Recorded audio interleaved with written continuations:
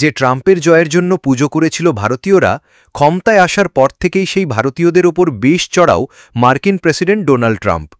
কিছুদিন আগেই ভারতীয় পণ্যের ওপর মোট 50% শুল্ক বসিয়েছে ট্রাম্প প্রশাসন। এবার ইউরোপের 27টি দেশের জোট ইউরোপীয় ইউনিয়নের সদস্য রাষ্ট্রগুলোর ওপর ভারতীয় পণ্যে অতিরিক্ত রপ্তানি শুল্ক আরোপে চাপ দিচ্ছে যুক্তরাষ্ট্র।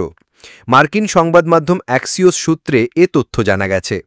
অ্যাক্সিওসের প্রতিবেদনে বলা হয়েছে, যুক্তরাষ্ট্র চাইছে ইউরোপীয় ইউনিয়ন যেন রাশিয়ার ওপর অর্থনৈতিক চাপ আরও বাড়ায়, রাশিয়ার কাছ থেকে তেল ও গ্যাস কেনা সম্পূর্ণভাবে বন্ধ করে এবং রাশিয়া থেকে তেল কেনার দায়ে ভারত ও চীনের ওপর উচ্চ হারে শুল্ক আরোপ করে।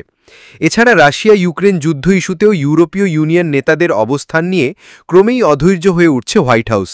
গত 15 আগস্ট আলাস্কায় যুক্তরাষ্ট্রের প্রেসিডেন্ট ডোনাল্ড ট্রাম্পের সঙ্গে বৈঠকে রাশিয়ার প্রেসিডেন্ট ভ্লাদিমির পুতিন যুদ্ধবন্ধের শর্ত হিসেবে ক্রিমিয়া উপদ্বীপ সহ দোনেৎস্ক, লুহান্স্ক, ঝাপোরিজিয়া ও খেরসন এই 4 প্রদেশকে রুশ ভূখণ্ড হিসেবে স্বীকৃতি দাবি করেছিলেন।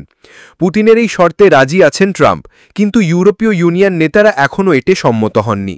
হোয়াইট হাউসের অধৈর্যের মূল কারণ এটি।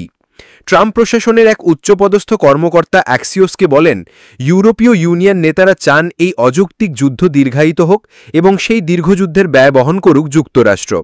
একদিকে তারা রাশিয়ার উপর নিষেধাজ্ঞা আরোপ করেছে, আবার অন্যদিকে ভারত ও চীনের মাধ্যমে রাশিয়ার তেল কিনছে। উল্লেখ্য, রাশিয়া থেকে তেল কেনার অভিযোগে চলতি আগস্টের শুরুর দিকে ভারতের উপর অতিরিক্ত 25% শুল্ক আরোপ করেছে যুক্তরাষ্ট্র। এর ফলে মার্কিন বাজারে ভারতীয় পণ্যের রপ্তানি শুল্ক দাঁড়িয়েছে 50%।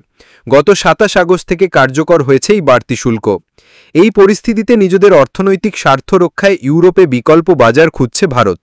কূটনৈতিক বিশ্লেষকদের মতে এ কারণেই ইউরোপীয় ইউনিয়নকে চাপ দিচ্ছে ট্রাম্প প্রশাসন। সূত্র RT, ইন্ডিয়া টুডে।